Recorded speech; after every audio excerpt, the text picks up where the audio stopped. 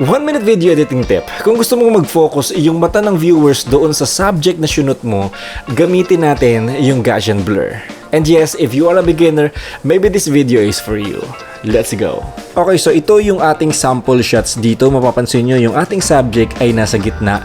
Ang gagawin lang natin is gagawa lang tayo ng adjustment layer. Dito tayo sa new item and click adjustment layer. Tapos idadrag natin yung adjustment layer dito. Make sure na magkasing haba sila ng clip. And after that, punta tayo sa effects panel and i-type lang natin Gaussian blur. Idadrag natin yung Gaussian blur sa adjustment layer. And after that, pupunta tayo sa effects control and punta tayo sa Gaussian blur. Pwede tayong maglagay ng Gaussian blur to 20 hanggang 30. And syempre huwag nyo kakalimutan na i-click ang repeat edge pixel. So makikita nyo na nag-blur na yung ating subject pero hindi pa tayo tapos. Eto na. So ang gagawin natin is i-click lang natin tong ellipse mark. Kung mapapansin nyo, dito na siya. Ang nag-blur lang is yung subject natin pero hindi pa tayo tapos. Expand lang natin yan ng onte. Depende sa gusto mong laki. And after that, i-click lang natin yung invert and dagdagan natin ng konti yung feather. And basically that's it. Yung focus ng mata ng viewers natin ay nasa subject lang mismo dahil wala masyadong